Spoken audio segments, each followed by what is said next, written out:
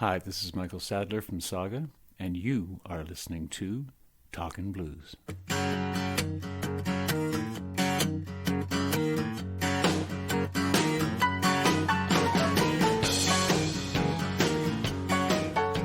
It's funny because the last person I interviewed was also who also began singing in church.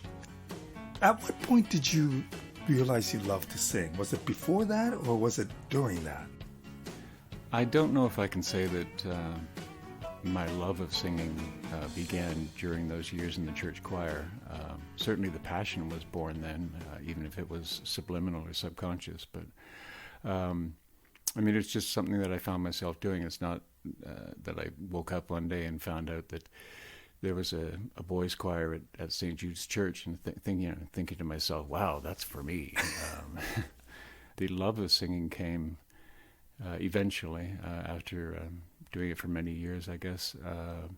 Certainly there came a point when I realized that I was most happy when I was singing, and I could forget about everything and just do what I love to do. So here I am today. So did you ever have formal training, vocal training?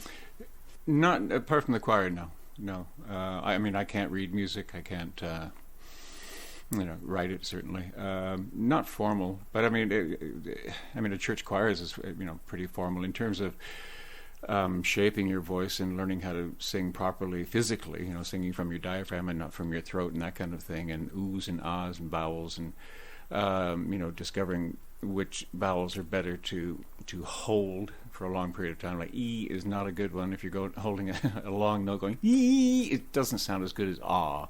Things of that nature, but not formal. No, not in that sense. No coaches or that kind of thing. The closest I came to a vocal coach or training, and it was more about a new approach to my singing, was when we worked on Worlds Apart with Rupert Hine. And I was kind of set in my ways after 3 albums or so, and what he brought to the table in terms of working with the band and how to approach what he heard from the drums, the guitar, the keyboards, and that. When it came to the vocals, he said, I remember he sat me down. He basically looked at me and said, "All right, Michael, we know you can sing. What I want you to do now is forget everything you've learned." And I thought, okay, which was kind of a little off-putting at first. I didn't really, grasp what he meant. But what he was driving at was, you don't have to make it sound, church choir perfect all the time.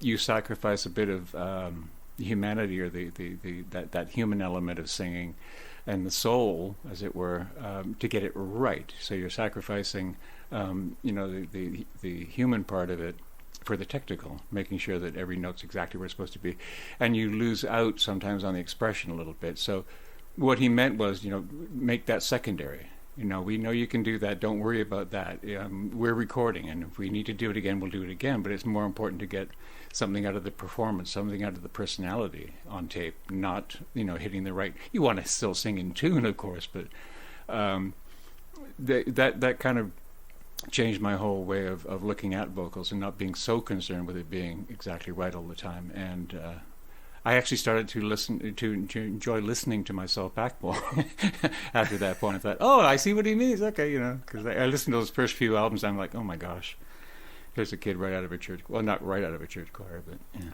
But I wonder if your instrument is your voice. So I know that people might pick up the guitar and go, I don't like the way I play, or God, I played terrible. Do you have those days where you think, oh, I'm singing horribly, I don't like my voice? And there are albums that I can specifically point to and say, I like the way that I sang on that album, or I don't like my my performance on that one, although lots of other people do. It's like looking at pictures of yourself. You look at 10 pictures and I say, well, I look terrible in those, and those 9, and they all go, no, those are your best ones. So no, I look good here, and everybody goes, no, you don't.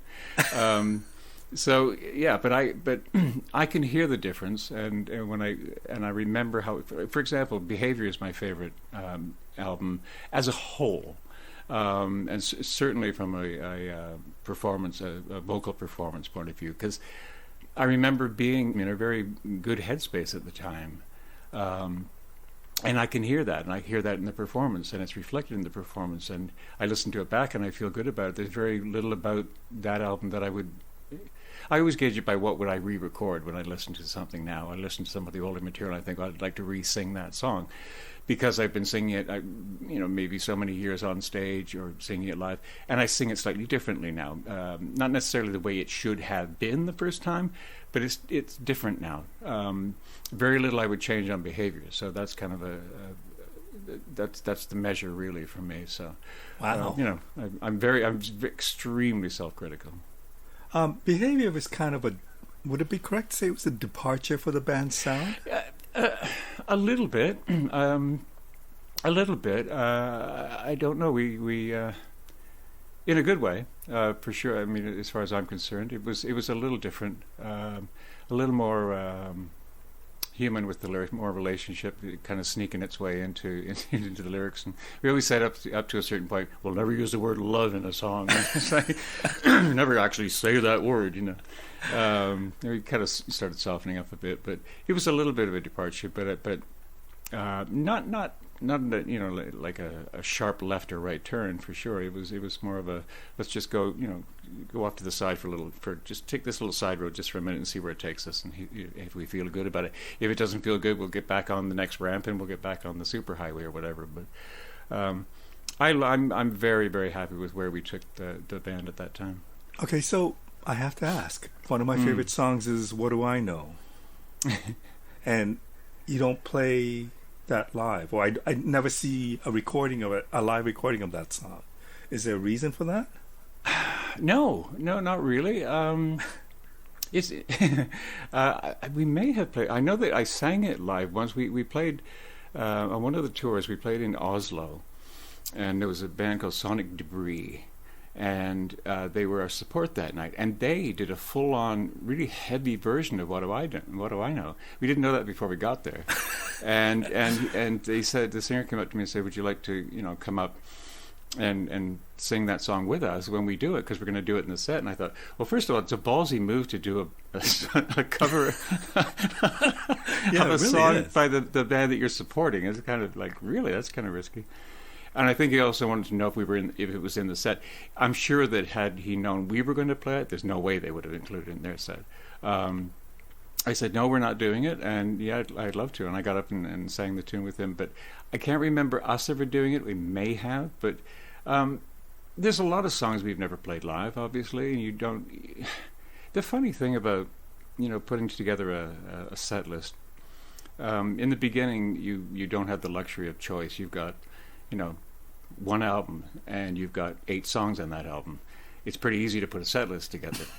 When you get like 10, 12, 13 albums into it, it's more about what you're not going to play, as opposed to the ones that it's tricky, and you also don't know which ones are going to fly. I mean, sometimes you think to yourself, hey guys, in this new set list, let's do this song, because I have a feeling this is going to be a great live song. It just feels like that. Can you imagine playing this? And you rehearse it, and you're thinking, yeah, and you get it sounding really, really good, and then you play it live, and you do a great, lots of energy and big performance, and you finish it. I won't say it's crickets, but it's like this lukewarm sound of, yeah, that was good. We're thinking, what, really? And then a song like. There was a classic song that we started. It was advised that we play it, and we thought, "Oh, that's not gonna, that's not gonna do anything. That's like a snoozer." We thought, "Well, okay, we'll try it," and it turned into one of the songs that people sing. It'll come to me shortly, but it's the song that everybody sings along with. The first time we played it, we went, "Whoa!" and thundering. It's just this nice little sort of pop rockish kind of song, a la Saga. But a huge reaction over in Germany on tour, and we thought, okay, sometimes you have no idea. You think something is going to bring the house down. It's like, okay, it just doesn't translate live. So, maybe we always thought that "What Do I Know" would be one of those songs, But it was a hit for you, was it not? It got some It was heavy a, rotation. it got some heavy rotation, and in some places more than others. It got some heavy rotation on the radio in Europe, yeah. But I don't know. I think it's one of those we thought, yeah, it's a kind of a lightweight song. I don't know. Who knows, though? I mean, like, let's put it this way: it touched them enough, this other band, Sonic Debris, enough to cover it and do their own version of it. So maybe that was telling us something right there. So, yeah. Interesting. If we go back, so at the age of 15, you decide to quit the choir. You pursue your football career. You've done your research. But that doesn't pan out, and you decide to join a blues band. Yeah. Tell me about the blues band. I decided to. I don't know if it's a matter of deciding to or just... You were living with? Well, eventually I ended up doing that. I mean, what happened? Okay, let's go back to the football. I was in high school, first year of high school, grade 9, and I went out for the football team, and I believe it was like a wide receiver, and the quarterback at the time, and I had that kind of a good thing going where we kind of could read each other and that. So it felt really good, and I thought we did the tryouts, and I thought, this is going to be cool. And I made the team that day, and I went home and put my feet up and normal routine. My mom made me a sandwich, and I went to get up, and I couldn't straighten my leg. I'm sorry, I couldn't bend my leg. I thought, wow, that's strange. I hadn't done anything to it. Long story short, I ended up with what's called Osgood-Schlatters disease, and it's very common in young boys around 13, 14 years old. And it's not you haven't broken anything, you haven't torn anything. It's just behind the kneecap.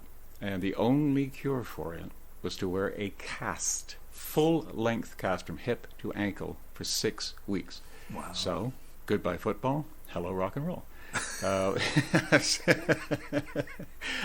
Maybe it was a blessing in disguise. I don't know what kind of football player I would have ended up being, but at the time, in like the clothing shops in the town I grew up in Oakville, they would quite often have an 8x10 of a local band.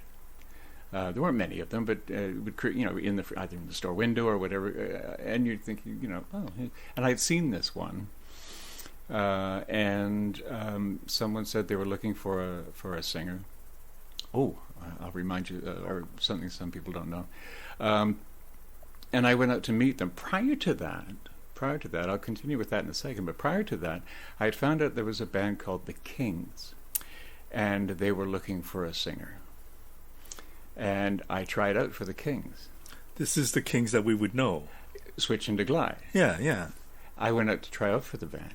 Guess what? I didn't get the gig. And how did you feel when that happened? Tell me what that was like for you. That's such a long time ago, man, and it happened so quickly, and it's very cloudy. I know that I did try out. I was asked to try out, and it was like, thanks very much, but I was probably, I wouldn't say devastated. I mean, I think it was my first audition. I'd been in a high school band, played the parish hall and that kind of thing, but this was a professional band. They actually made money playing. I was probably disappointed, but I don't think it shattered my world. I wasn't that like dead set on being in a band per se at that point, so it was like So then I saw this other one and met the guys, found out they needed a singer. It was just a 3-piece band. It was a blues band, out and out blues band. It was guitar, bass, and drums, and the bass player had the harmonica around the neck. I can't remember what the name of it. You put the harmonica rack on, you're playing bass. Yeah, there you go, the harmonica rack around the neck. It was just, and it was authentic blues. I mean, it's authentic Chicago blues. And here's this young, this little white kid in Oakville, right out of the choir singing Chicago blues. You don't love me, baby. You don't love me. Yes, I know.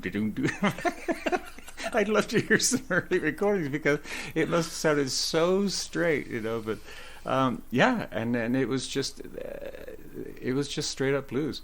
I don't remember us ever playing a gig as a blues band, but we rehearsed like crazy. Was it the same band that kind of transformed into more of a jazz band? This is the one, and it was this natural progression. It seemed like, because what ended up happening, obviously, I was out of the choir at the time. I left school.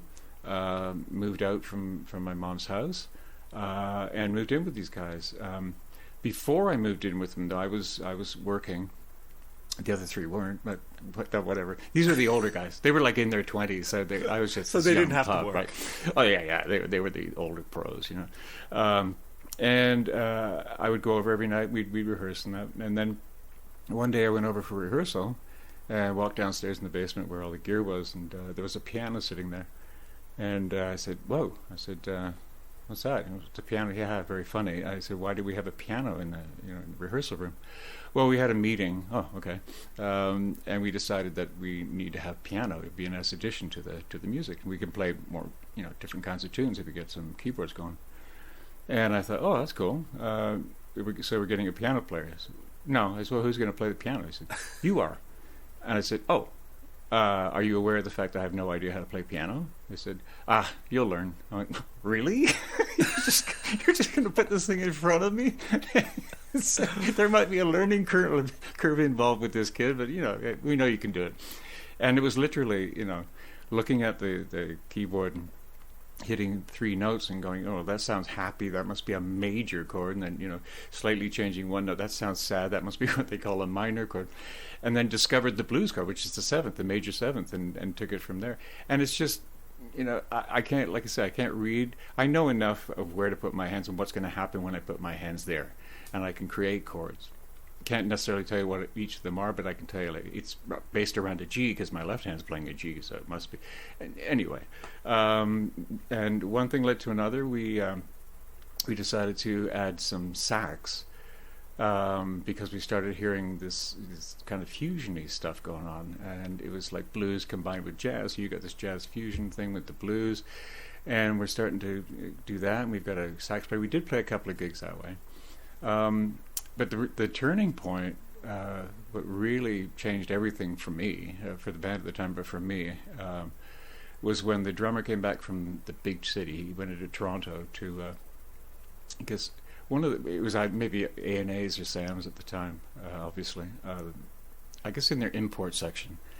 And he came home with this album, and I was the only one home at the time. It was the middle of the afternoon, and Jerry, the drummer, came in. He said, Michael, I want you to hear this.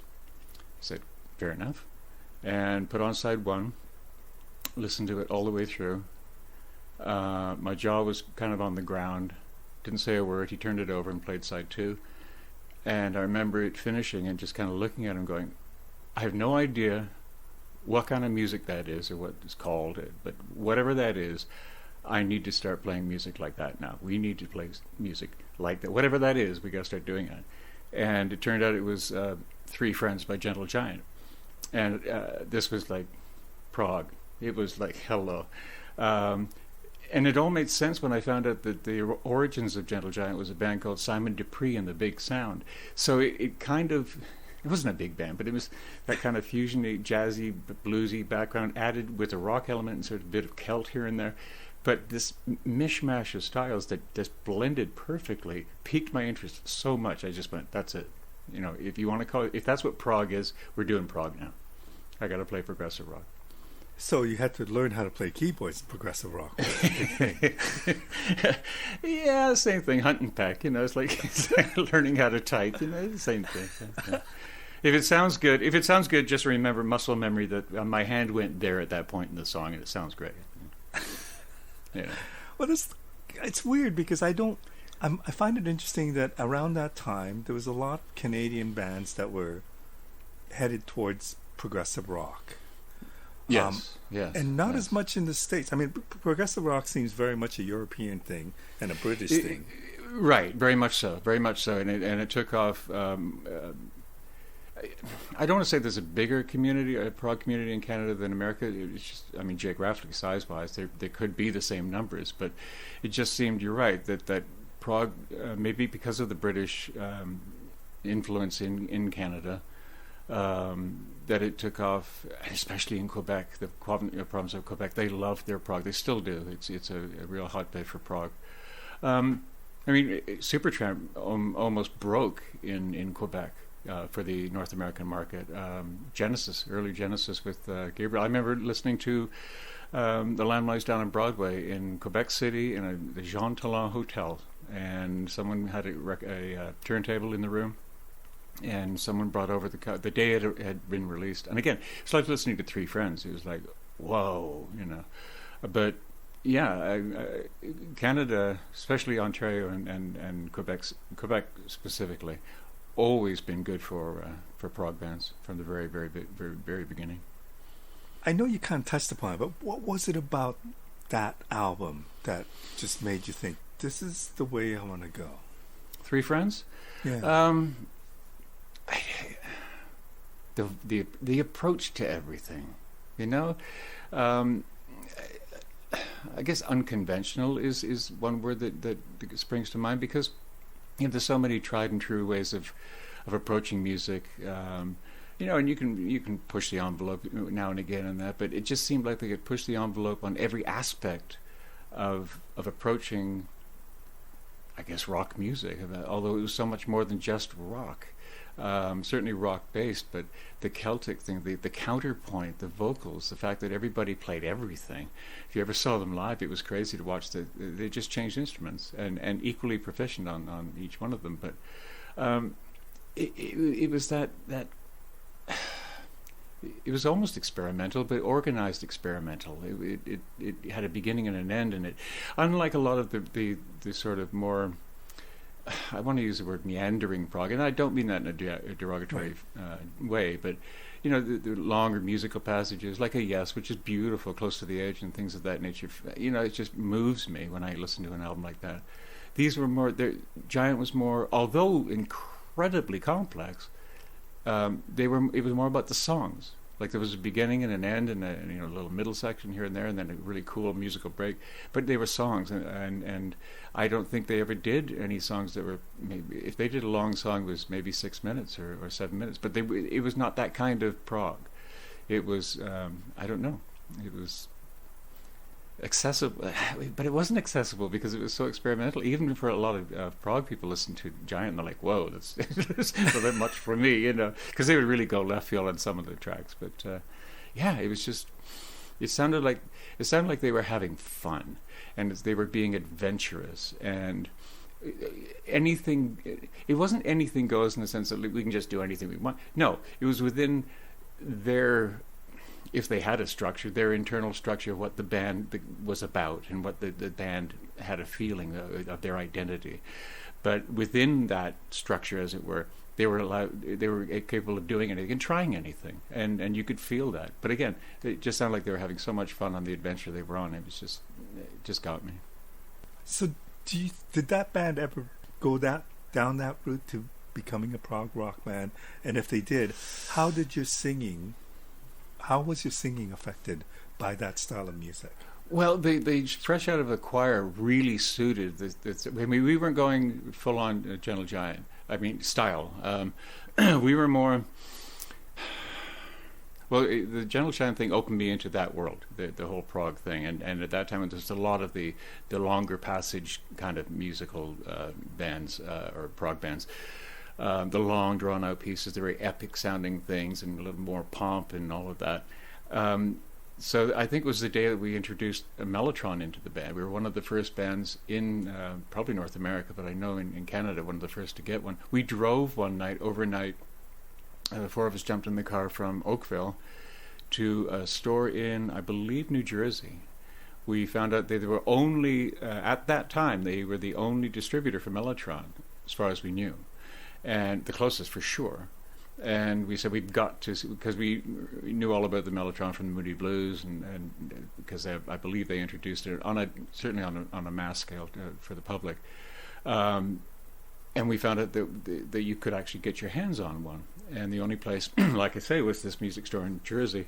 We drove overnight just to have a look at this mellotron and see what it was all about.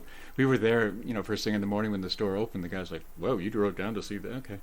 And that was it. It was like we have to have one of these. It's just the way it is. And as soon as you put your hands on a mellotron, you have to write those kind of pieces. You have to. It's just as soon as you put your hands on, you hear a combination of, violins and horns. It's like, it just cries epic. It just, you've got to have these sweeping passages, and consequently, I think we played 4 shows when we kind of went full prog. We did 4 shows in our history, and we played 3 songs in that set. One piece was literally 24 minutes. I think one was 16 or 17 minutes, and the other one, similar. But yeah, we had it was over the top. But we went full prog. Like I say, we had a total of 4 gigs. So that was it. That's when the real prog was started. And then at one point or another, you decided that maybe the music industry wasn't your thing, and you left it. This is years after, like I say, that band that we got the Mellotron. We went 4 gigs, our massive tour. It wasn't long after that we parted ways, and I got a call. The connection with Jim Crichton actually started with this band. One of the shows we did do was, I believe it was London, Ontario, and I think it was the university, if I'm not mistaken. Is it Western? Yeah. Yeah. And the Mellotron, you ask anyone who's ever had one, it's not a tour instrument. It's not roadworthy because it's this box full of tape. And each key has a piece of tape assigned to it. And on the tape it's divided into 3, flutes and the violins and cellos. And you could toggle between the 2 and blend those 2 with A and B or B and C. But suffice to say, every single note had a piece of tape. And a big wheel going with it's just spinning constantly, right? And by hitting the note, you engage the tape head. So it would start but it had a life. I mean, the beginning of the tape to the end of the tape. So if you held the note too long, it would just go away until you let go. It would fly back and start again, pretty quick. But you had to make sure that you didn't, So it had its parameters. So it kind of dictated some of the musical passages you could play as well, because you had to be aware of that. But as far as a road instrument goes, forget it. A couple of upside down, if you put it up the wrong way or that, you open it up, the tapes are everywhere. Ooh. And you've got to, one by one, depending on how many went off their spool or whatever, you've got to line them all back up again. So, yeah. We ended up with one that didn't make the journey to London very well at all. And it was either not working or it would have taken so long to get it ready for the show, there was just no time. So we were faced with, either, playing these epic songs without one. And I'm telling you right now, a 24-minute piece of music, a sweeping piece of music without that, the grandeur of the Mellotron isn't quite the same. So somewhat, I don't know how we got the connection, but we found out that the band that Jim was in had a Mellotron, and I don't know how the connection happened. We made the call, and Todd Booth, the keyboard player, and the band was called Truck, and for the most part a cover band, a really good one, good material, different kind of cover band. They got in touch with Todd and Jim. They drove all the way out to London with the Mellotron. We borrowed theirs for the show. Wow. And that's when I first met Jim and Todd. So once we went our separate ways as that prog band, Jim called me one day, and I found out that I believe his name was Mike Langford. He was the singer at the time, and he left Truck, so they needed a singer pretty quick. And Jim had, was familiar with me, had heard me that night, and asked if I was interested. And I ended up joining the band, and I was in Truck for a few years with Jim and Todd and Neil Chapman, Marty Moran. At this point, are you thinking, this is what I want to do for my... Yeah, this is starting to feel real. Yeah, this is starting to... And although it wasn't... They were doing, like, the prog stuff, their choice of material was cool. It wasn't your standard cover band stuff. Some Steely Dan and things like that. So I was going, this is cool. This is... I think this is going to... this is it. This is the kind of thing... Or I mean, at least musically, in terms of career... I'm going to do this. I'm going to make money this way, hopefully. But I mean, this is my chosen profession. Where it leads to, we'll find out. But that's when it really felt, like I said, that's when it felt real. Yeah. And then after a few years, there was I can't remember the tenure. Maybe it was only a year and a half. I'm not sure. It felt longer, obviously. It was all new. You're driving places. You're actually doing gigs and this kind of thing. And then through one thing or another, a management thing or a record or whatever, the business side of things, something sour happened. I don't remember specifically. I don't even want to think about what it could be. Whatever, it doesn't matter. But it made me go, oh, and the band kind of like, and the band's kind of going to break up and go, yeah, this isn't going to, no. And left a real bitter taste in my mouth. I got out of the business for a while. The band broke up. I didn't want to do it anymore. It affected me that much. I thought, it's for me. It's all about the music. Yeah, there's got to be business attached to it, and you got to keep your head straight. And you find that out many years later about the mistakes things you could and couldn't have done differently on a business point of view. So you have to pay attention to that. But at the time, it's more about the music, and it's more about the passion in that. And it really affected me emotionally. I was really hurt, and I said, I don't want to do this. It really offended me that the business side of things would get in the way of that. And I took it. I guess I took it personally and just walked away from it. And I so was is singing no longer a thing then? Like when you walked at away? that moment, when I walked away, there was nothing. No, nothing musically, singing or otherwise. And I worked at a graphic arts company for a while, doing paste up, on the table. I ended up being a salesman for the company. I had the company car. I got the briefcase. I got the 3-piece suit, and I'm doing that, and going out getting accounts and that kind of thing. And I guess about a year went by, a year and a half maybe, and Jim called me one night. Well, actually, what happened was I came home. I looked at myself in the mirror. It's like, whoa, this guy in a suit with a briefcase. I'm like, whoa. And that day or the next day, Jim called and said that he had written a few original songs. And we'd like to come over and have some supper, and then after supper, just put a vocal on it for me, just for fun. I want to hear what it sounds like, not me singing it out.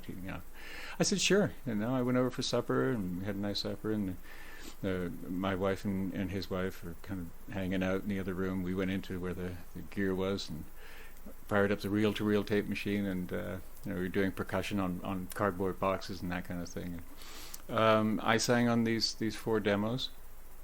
And I went home, and it was a great evening. I went to work the next day with my 3-piece suit and my briefcase and my company car. Came home that night, looked in the mirror. I thought, I didn't recognize myself because I just got a taste of what it is. And not only was I singing and doing music, this was original, right? So I was like, oh. So something stayed with me from the night before. So when I looked at myself in the mirror the next day, it was like, oh, no, that's you. This isn't you, that's you. And I quit my job immediately. I called Jim. I said, so you've written some songs. Are you planning to, do you want to? He says, well, I was kind of thinking. I said, if you want to go for this, I'm in. Let's do this. I mean, let's start this, and let's put the personnel together, and let's make it happen. And Pockets was born then. So did you know what that let's do this meant? I mean, was it let's do this, let's get a record contract, let's tour? No, not nothing that specific, but let's do this in terms of you have a passion to write some original material. It's piqued my interest. I've never tried writing original material, although I know it's in me. I knew that it was without saying it out loud, and it intrigued me to be able to come up with something of your own. And he had the passion, and I had the passion. I could feel. I said, let's do this. Let's make whatever this is. Let's take this on its logical journey, as far as it goes, or as short as it is. But let's do. In other words, let's put all our energy into this right now. That's why I quit the job and just said, let's get on with it. Yeah. That's a pretty ballsy move. It was, but I mean, I believed, and it was like we just looked at each other and said, this feels right. So you hadn't sang really for a long time. When he asked you to sing, maybe you might have sang in the car, but not really. No, it's funny because I don't listen to music per se at home. I don't sing in the shower. I don't, I don't walk around going la la la la. I don't warm up before shows. I don't. Really? I just never. Okay, never. So how much has your voice changed over the last 40 years? Okay, you asked me earlier about believe or not believing the hype, but when you're a good singer, or are you a good singer? In all honesty, and I've heard it enough now, and I can hear it myself, but apparently it's gotten stronger in the last 10, even the last 5, and it's like a freak of nature kind of thing. People look at me, what do you mean you don't worry? How can you possibly? You sound better now than you did 30 years ago. I don't know. And you can sing those songs in the same range. Yes, very much so. Yeah. That's crazy. Yeah, I know, and it freaks me out too. But I don't know. I think perhaps I don't want to say that it was solely this, but I stopped drinking about almost 20 years ago, and it seemed to strengthen after that point. Which would make sense. Maybe it would. That's why I credit at least some of it to that. But yeah, it's just I don't know. I find it easier to sing.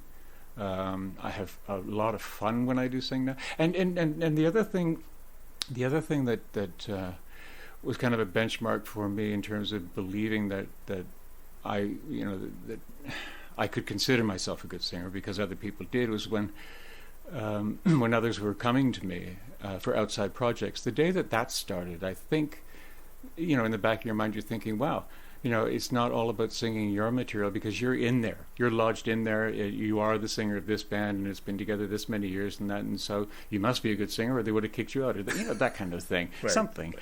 But you're there.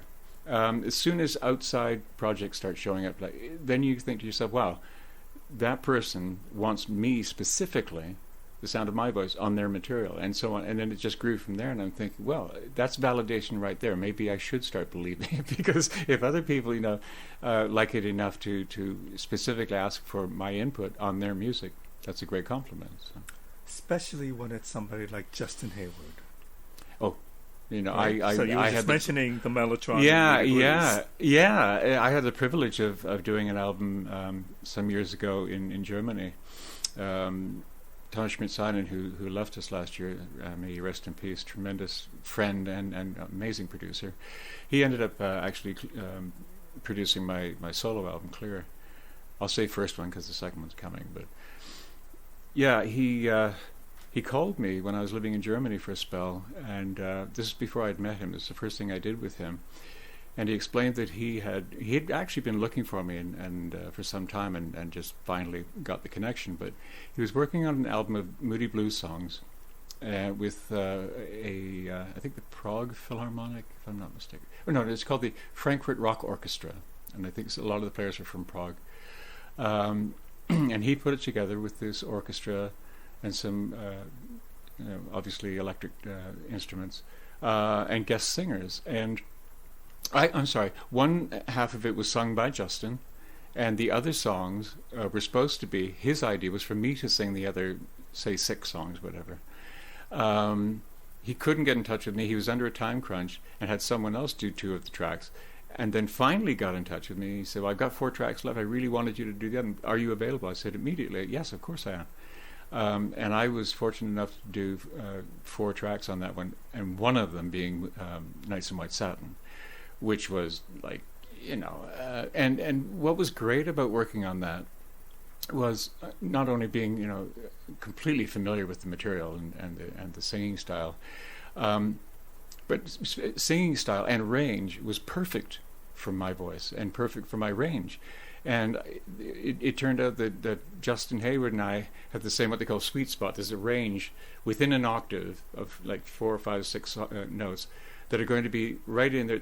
That's where your voice sounds most comfortable. You can sing other, up and down, above and below that, but that's where it sounds really good, and where your strongest area is. And it was very similar. So when it came to sing that material, it was not a chore at all. I mean, I didn't have to find my voice. In fact, we started with that song. He said, which one do you want to start with? I said, might as well tackle Nice White Satin. And he said, sure. So he brought up the track. Like I say, I was completely familiar with it. And track started. I started singing where you're supposed to start singing, finished when I was supposed to finish. He stopped the track, and there was a moment of silence. He looking at me through the glass, and is there someplace you need to be? I said, why? He said, are you in a hurry? I said, no. I said, why? He says, well, I mean, essentially, unless you feel like that one's done. And I'm so unfamiliar with the concept of that, because doing things over and over in the studio till you get it right. I mean, Saga in the studio, especially in the early days, sticklers for you got to do that again. No, it's not quite. Oh, it's not quite in the pocket. So when it came to time to do a vocal, And here's this guy going, okay, we're done with that one. One take through, I'm thinking, whoa, whoa, whoa, whoa, whoa, whoa. So I went in to listen to it, just to be sure, because it's up to me. And he played it back. I went, oh, okay. I was completely happy with it. It sounded great, and it sounded like I'd been singing it for 30 years. So, yeah. But that was the start of working on other projects. And the beauty of doing other projects is you get to sing outside of your comfort zone sometimes, and you get to sing a slightly different style and a different approach, and you're taking direction. You try and you have to remember that they've hired you. First of all, they've hired you because of the sound of your voice and the way you approach singing and the way you approach the song. But what's fun about it is taking the input. You do what you normally do. What I'll do is get a song sent to me to see if I'm interested. That's the first part. So would you be interested in doing my stuff? Of course, I'd be interested to hear it first, because I can sing any song you put in front of me, but will it suit my voice? Probably not. But let's find out. You send me the track. I'll put a little. First of all, I'll say if I like the track, and if I think I can bring something to it, great. And if I think you're going to benefit by using my voice, and I'm going to enjoy doing it. Because if I'm not going to enjoy doing it, it's just going to be for the money. I'm not going to perform the way I would if I was really into doing the song. And at that point, we agree on it. I'll do a quick demo of what he had in mind, and then he'll say, "Oh, that's it's exactly what I was looking for. You can do more of that or less of that, or try something completely different right here. I just want to hear what it sounds like." And no, that doesn't work. Do it the way I had originally. That's fine. But it's great to work outside of your normal parameters, and just it challenges you, and if you get to find out what you can and can't do. So. Then there are times when somebody is recording an Ozzy Osbourne album and just says, "Can you help us?" Okay, I get it. You can't pick and choose, man. If you had told me, say 10 years prior to that I'd be working on an Ozzy Osbourne album as a vocalist, I would have told you were crazy. But we were in the same complex in Van Nuys, where Jim's studio was, right next to Keith Olsen's studio, who we worked on Wildest Dreams with him. And we were sitting outside taking a break one afternoon, and Keith came over. He goes, "You look really like harangued." He's like, "Oh man." He's like, "What is it, Keith? What is it now, Keith?" He says, "Michael, you got to help me out, man." I said, "What is it?" He said, "I've been handed the new Ozzy Osbourne record, No Rest for the Wicked." He said, "It's all done, except I got to replace the backing vocals." I said, "Oh yeah?" He said, "It was done by I'm going to get the names wrong. It was Mark Bullman, Howard Kale, and Mark Bullman, or I sometimes get it's the two guys from the Turtles." Right. The two singers from the Turtles had done the background vocals, and while they sounded okay, his description was that they were too almost a little sweet, because they're great singers, but they approach it like a Turtles song in terms of how they would do background vocals. You can't do that on top of Ozzy screaming, singing the way it was inappropriate. Like I say, sounded fine, but he said, "I got to replace them all." I said, "What are you talking about?" He says, "Probably, of the songs that I need vocals on, I'm looking at like 16 tracks of, where you do like 4 tracks of one note, 4 tracks of another, like 3 or 4 part harmony on about 9 songs or 8 songs. I said, "Sure." I said, "How long?" He says, "Well, I think he came to me, because I was right next door and I was right there, and he'd worked with me. So he knows that when it comes to doing what I sometimes call production line vocals, meaning you don't have to think about it. If you're just doing backgrounds for someone and the part is it's like playing a keyboard pad, Right. You're just going or just following the vocal exactly, you're paralleling it, and it's 2 or 3 parts, you're just going to sing the same thing over and over. So that's why I call it kind of production line vocals. And he knows I'm very good at locking into that. So if I do one, he just rolls the song back and switches tracks, and boom, boom, boom. I can do 4 tracks really quickly and match myself, and he knew that I could do that. So he knew that he could get it done fairly quickly. He said, "I'll offer you such and such for it." And I said, "Okay, when do we start?" But that was, and I mean, I really enjoyed doing it. I listened back to it, and it's like, wow, it brought a nice element to the vocals, to the songs, but I didn't get credit for it. Oh. I was so sad. Yeah, I mean, it people know, but if you go to the track listing and all the credits, not a mention. And I think it was only because this is such an 11th hour thing that everything was done, including graphics and everything. They were just getting ready to get the master, press it, and put it in the package. And I'm hoping that that's the only reason, but that would make sense. I mean, if he's coming to me at that 11th hour to do all those vocals, I got to assume the machine's ready to roll. So I have to ask about Saga. So you get together and decide, let's do this. Yeah. And how long did it take? Because I presume it took a while, but till you thought, my God, we made the right choice. We made the right decision. It was worth the pursuit.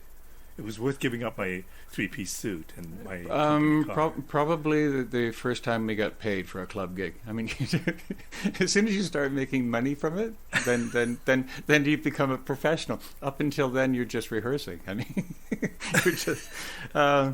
Yeah, I mean, how do you know it's real? It's real when you start making a living from doing it, I guess, is the best way to look at it. So, and things happen pretty quickly, right? They did in terms of the big picture. I mean, especially, apart from cookie-cutter pop music that comes out of Disney, especially for rock bands now, it's really tough. I mean, the horizon out there, the landscape is not conducive to starting a new normal rock band, 5 guys actually playing their stuff.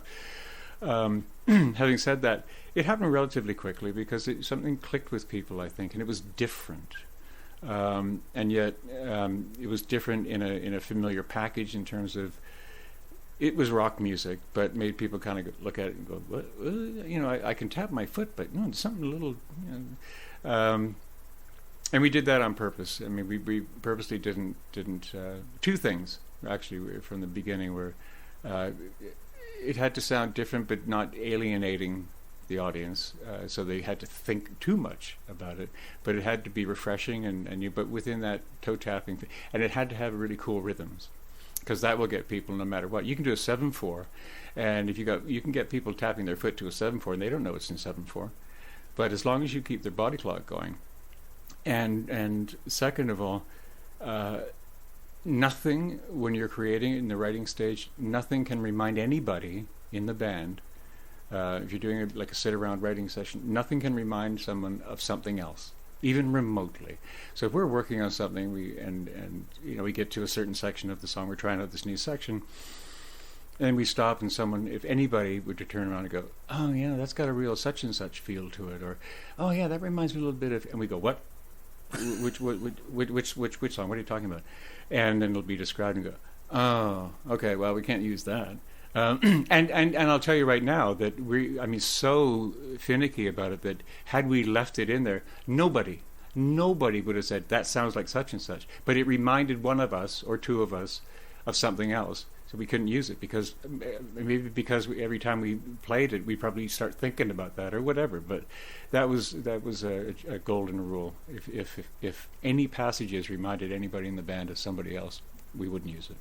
Wow. So when you were working and doing the bar circuit in Toronto, let's say the Gasworks and whatever those, it was great. It was a great time. It was a great time. It really okay, was. So what was the dream at that point? Was it just to continue doing this? Was it we're going to record an album, tour the world? Well, yeah, I think you I mean, you definitely, if you're thinking the right way, you put a band together, you're going to play the circuit, if nothing else, to get really well rehearsed, like a really well-oiled machine, and really good at what you're doing and refining the songs, with an end goal being you take these songs into the studio eventually, because there's nothing like honing those songs live before you get into the studio.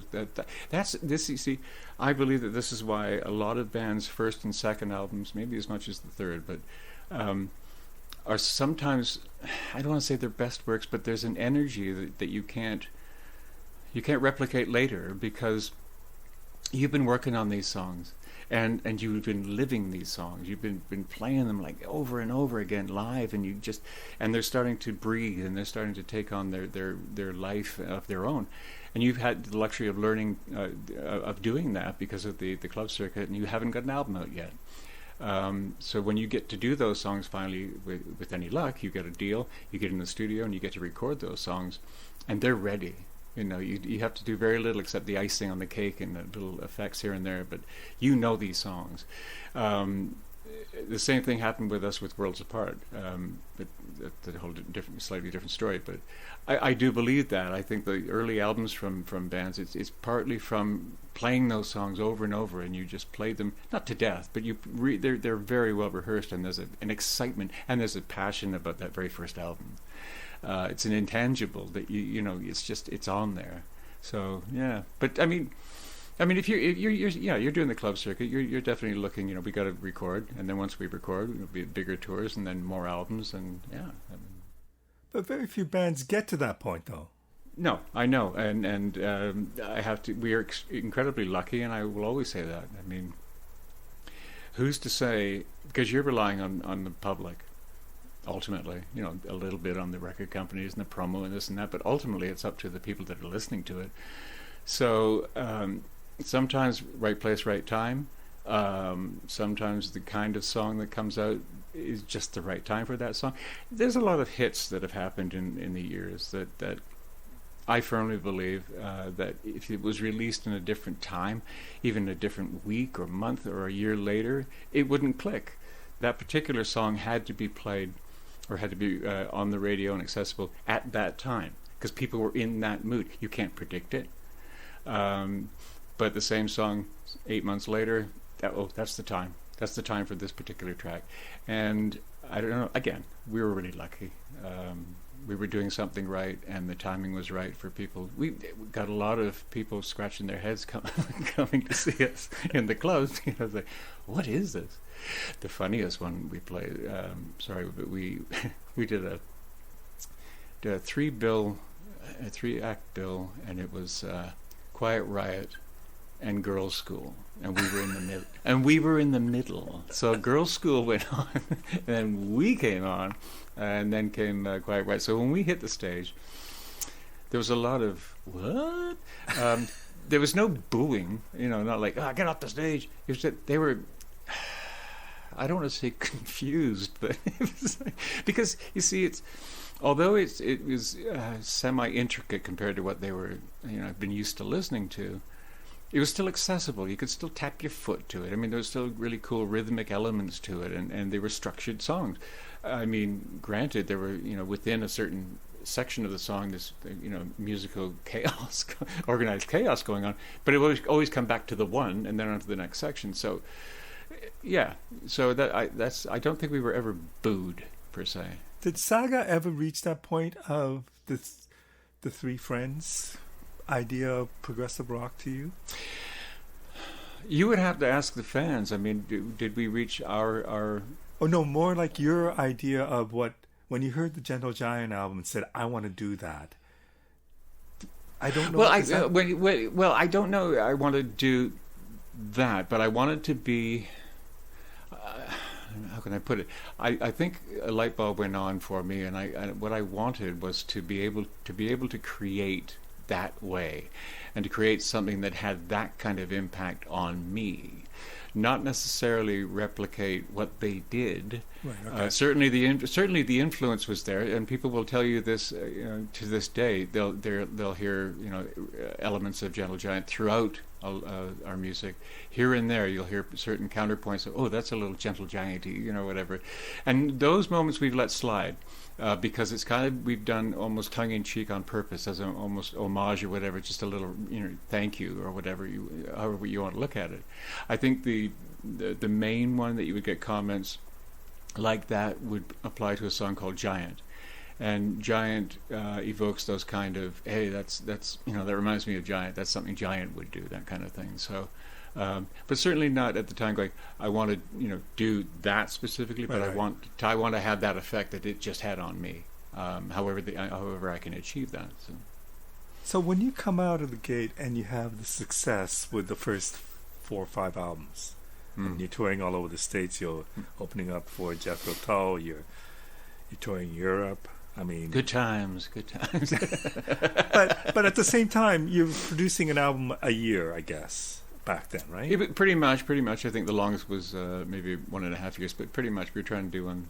So it's. I mean, it wasn't a business plan, but it just worked out. It was like tour, album. You tour that album. Right. When you're finished doing that tour, you can't wait to make some new music, and then you can't wait to take that music on the road. So it was just like it was a cycle, and there was a rhythm to it, and it felt good. It wasn't like, but it wasn't at the same time. It always felt fresh when we went to do the next album, because we were already writing something in our heads in preparation, thinking Right. that once we finish this tour, I got some great ideas for the next one, that kind of thing. So there was a momentum, and a creative momentum as well. It wasn't like, guys, you got to, you're on the clock. As soon as you finish this tour, you better have an album ready because we got to get this thing going. So you never had that pressure? Well, I'm sure it was there, but we never felt it in terms of that. If there was pressure, it was self-imposed. Because we wanted to anyway. It wasn't like we get off a tour and we go, oh, yeah, well, let's sit around for a month or so, or and then we'll start thinking about the next one. No, we wanted to. We couldn't wait to. You get halfway through a tour, you can't wait to make a new record, and then you get halfway through the new record, and you can't wait to get that music on the road and play it live for people. So, like I say, it was a positive, creative momentum that allowed us to deliver on time in terms of any deadlines that the record companies had. And I mean, rightly so, because they know the market, so they know the time slots, which are the best times to release albums and that kind of thing. So you want to ride that. You want to take advantage of that marketing tool, obviously, just if nothing else to reach as many people as possible. Because a lot of albums or great songs can get lost by the wayside. As I was saying earlier, they're released at the wrong time. Some people find out they either become underground hits or they fly under the radar, but if you are with a major label at the time and things are going very well, you want to try and stay with the way that machine is running, and it knows when things should be out there and when people are ready for it and that kind of thing. So we were very fortunate in that respect. The timing was very good each time. So we talked about Germany and how massive you are there. Home away from home. Yeah, and you lived there, I guess. I did there in the 90s. Yeah.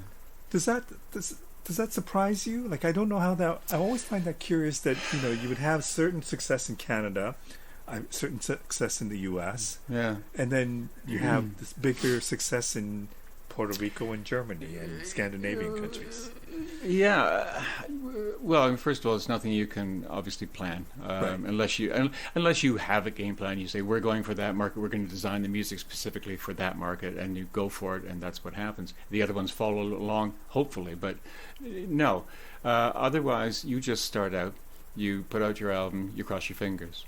And you hope that the greatest hope at the beginning is it's going to take off in your home country, you would think. The way it turned out, I mean, things were going okay. They're getting airplay at home. And the first album found its way over to Germany on an import.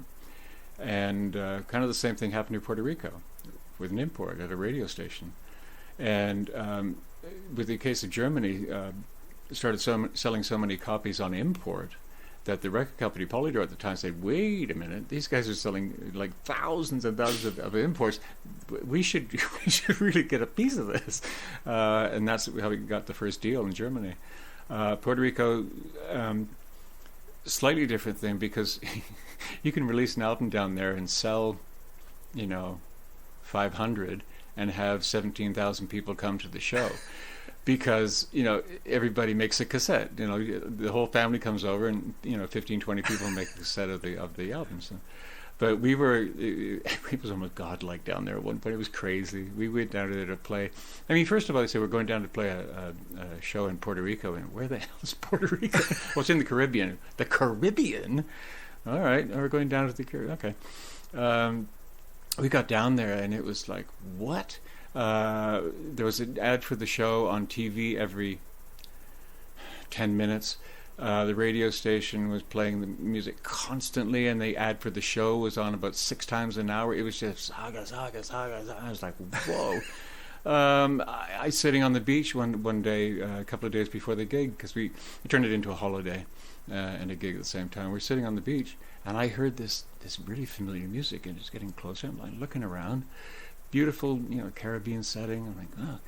And I look down and I see this guy. It's getting louder, and it's this guy walking towards me. And he's got a huge boombox on his shoulder, and he's bopping along. I'm like, what?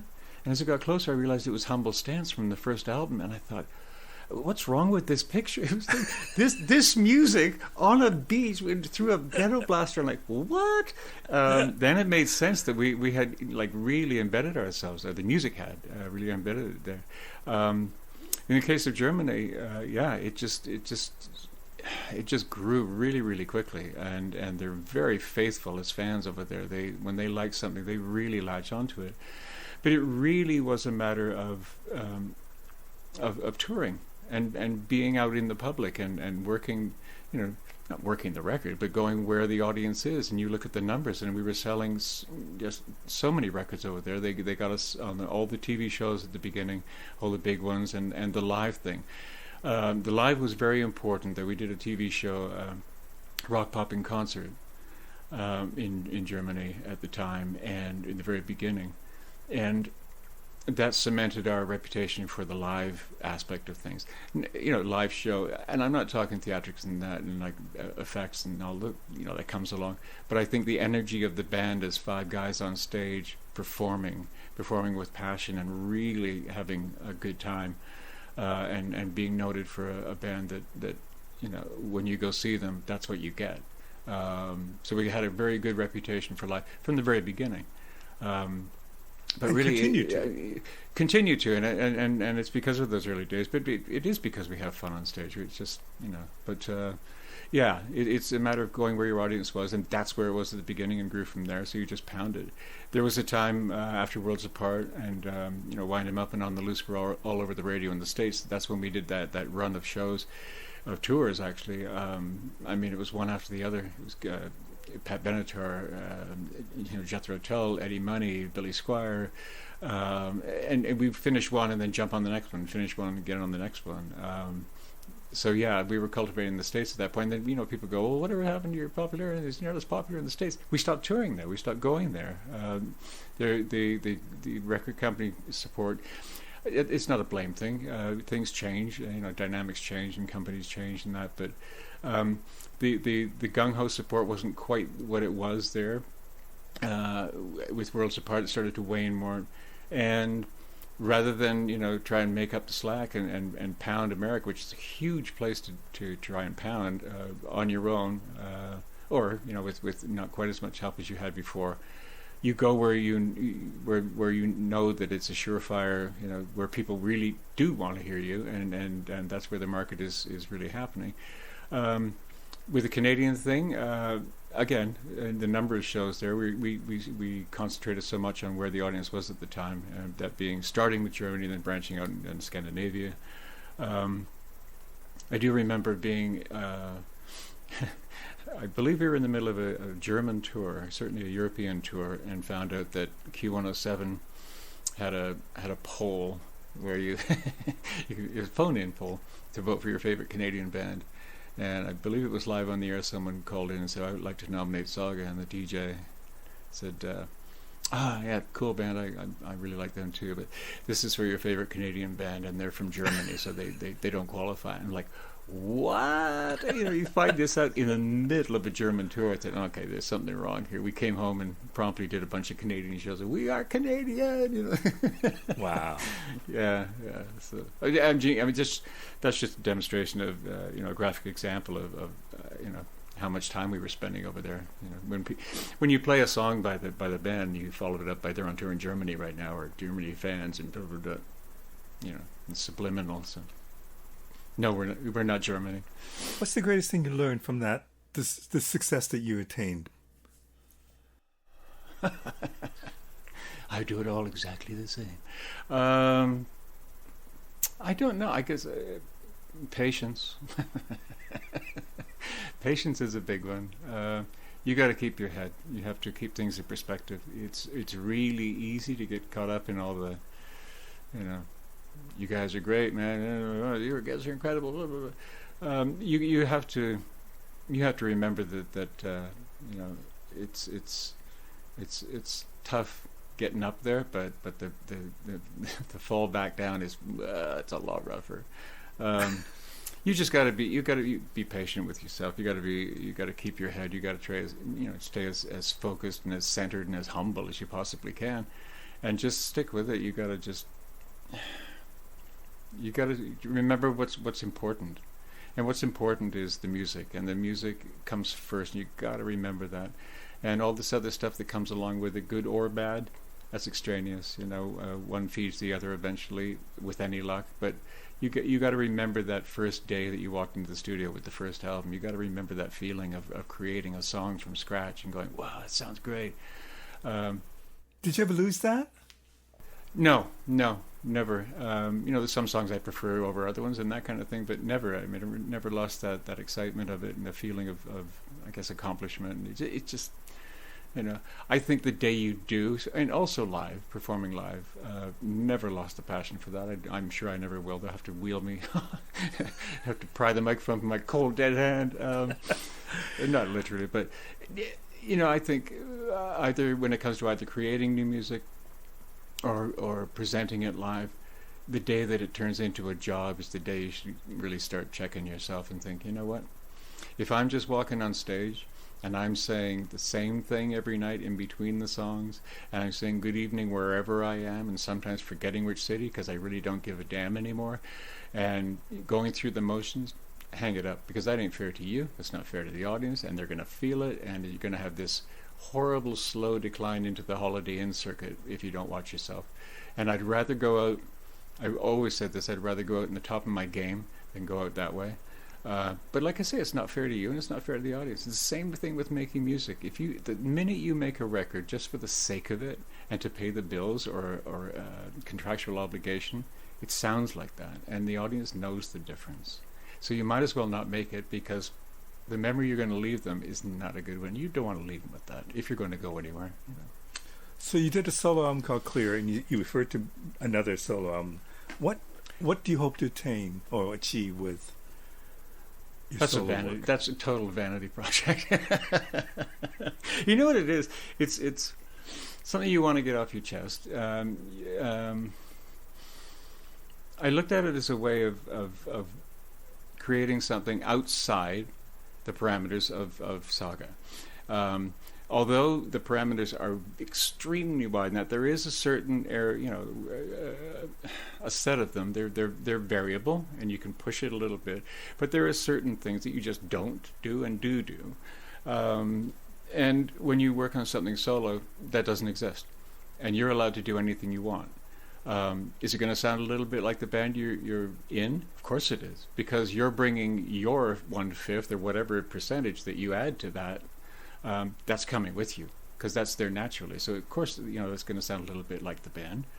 But everything else you can mess with. The style you can mess with a little bit. And anything you wanted to try vocally before that wasn't appropriate, you can try now. So the sense of freedom was wonderful, and the sense of no time limit, no pressures from that point of view were phenomenal too, because no one's telling me when this thing's got to be done. I mean, it took 9 years to make it.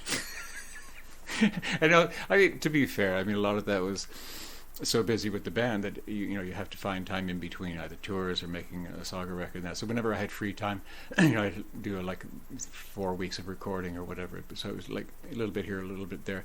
But that was fun too, because each time you took a break from it, you could walk back in and hear it fresh, and things that you thought were working, maybe they weren't, or vice versa. So it took a while, but that's pretty. When I say vanity project, it's like, of course, because it's you and you're doing it yourself, but you're more curious than anything. I know I was more curious of what would come out in the end, and talk about being fussy. Though I thought the band was fussy about our records. I mean, but it was great. The latest project you're involved in also is a band called Project. Mm-hmm. So it's also coming around.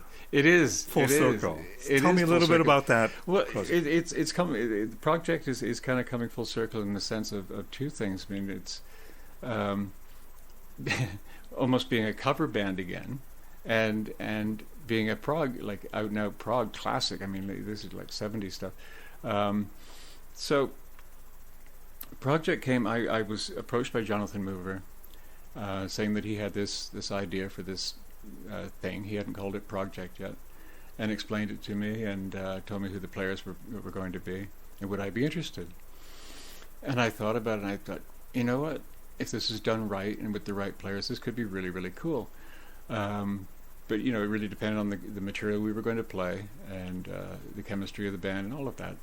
I mean, when I found out who was playing in the band and the pedigree and everyone's interest in the project, I thought, this is, if we do this right, this is going to be really, really cool. And it's not a although we're doing specifically 70s, early 80s, 70s prog, early Genesis, early Yes, King Crimson, ELP. It's not a cover band per se. It's more of an homage, really. It's our nod to these great songs and artists of our genre, of our time. It's like we're just these are fellow musicians. Most of them around our age, maybe a bit older, whatever. But our way of saying these are great songs. I wish I'd written that. That kind of thing. Or I've always wanted to sing that song. There's a couple of songs that I've always been dying to sing. One of them is Squonk from Genesis. And it just, like I say, it's not a cover band per se, and it's not a tribute band. Tribute bands are usually, they do one, a Bon Jovi tribute band or an AC/DC tribute band. This is a prog nod, or a nod to prog. It's a genre tribute more than anything. But it's exciting. It really is. And I got down there for rehearsals in LA the first time, and I thought, whoa, this is cool. This is really cool. It's funny because I sometimes think of Saga as not really a prog band per se. I had the longest time, but you had to call us something. So prog was it in the beginning. It was like, let's call it medieval funk. I don't know. But you see, we're in that gray area. Not quite rocky enough for a rock band audience, and not quite proggy for the the more meandering those kind of prog era fans. So we've got a little bit of both. So we're in this sort of particular genre that I guess we created in the middle or whatever. So having a chance to do these songs. It was great because I like I said, I get to sing Genesis songs that I wanted to try, and I was a little worried that some of the songs again wouldn't suit my voice, but it seems that either Jonathan really thought about it when he was choosing the songs, or it just worked out that I can bring. And the thing about not being a tribute band per se, you're not usually with tribute bands, especially with the singer, you want them to sound pretty similar to the guy. I mean, if you do a Van Halen tribute band, you want a Roth or Hager sounding guy, because the whole evening is going to be their music. Doing this, I'm bringing myself to these songs. I'm singing the melodies, but I'm singing myself to the, bringing myself, and it's cool. It's It's a little bit of musical freedom. Yeah, they're good players, man. They really are. I sit there watching them and I'm like, wow, thanks for choosing me. Thanks for choosing me, Jonathan. I really appreciate it. So he just called you out of the blue. He did. He was speaking to someone who's very entrenched up in the East Coast, I think the Boston area or New York, Jersey area, in the prog scene, and he was saying, I'm putting this little project together. You ever thought, I'm thinking about who I could use to sing, and this guy said, well, it's Michael Sadler, and he says, no, I said, do you think he would want to do this? And I'm thinking, really? Again, you see, I half the time, and this is not false humility, it's half the time I'm surprised that other people around my age in the same genre, in the same business, know who I am. But of course, I've got to say, well, yeah, because we've released records, and they hear other bands as well. So it's not you shouldn't be so surprised. In other words, but yeah. And he said, oh, I don't think he'd be interested. No, he says, I know him. I'll give him a call. So Jonathan just called me and said, would you? And I said, sure. And like I say, he mentioned Rio from Spock's Beard, who I'd known from before. I knew Matt Dorsey from working with him and Dave Kersner. So, yeah, Jonathan I was not familiar with, Jason either. So that was a learning curve in terms of personalities. But what's really cool is from the first day of rehearsal, and this is a consideration when you're putting something new together, 4 or 5 people, you've got to take into consideration that if you're going to be spending a lot of time with these human beings, that it might be kind of cool if you could get along, you know. But the chemistry from the get-go was like we'd been together for a year or two and already done gigs and this kind of thing. It clicked really quickly. We had a common love of the music and the titles and the songs we were going to play. The mutual respect was there. There was no egos. They were definitely checked at the door if you had one. There was none of that, and there was no, you know, one-upsmanship or any of this stuff. There's just this mutual respect for everybody's level of you know, artistry, as it were. But it was great from the very beginning. We're dying to play it live because I think people will be surprised. This is, yeah, it's good stuff. Is it? I know you've been with Saga for like basically 40 years, except mine a few years. Over. So, oh, I see. What you mean. Okay, yeah. Is it weird? Is it weird to be in a band situation that's not Saga? Like, I know you played with other people, but this is kind of like a band, right? Well, you know what? I haven't really thought about it, and I think what makes it less of that, if it was going to exist, would be the fact that it is cover material, that it is we're playing other people's songs. If this was an original band, it would be different, I think, because the mindset would be different. I'm now working and writing with other people. I think then it would be a different question and a different answer. I would probably feel differently about it, and it would probably mess with me a little bit. Yeah, if I do like separate my musical, my writing skills or talents or whatever, and split them in two, I think that would be difficult because I would find myself, you know, coming up with something and thinking, should I save that for the band, for Saga, or should I use this part for the new band, or you know. But because there's no original at this point in time, I should say, then it's not really.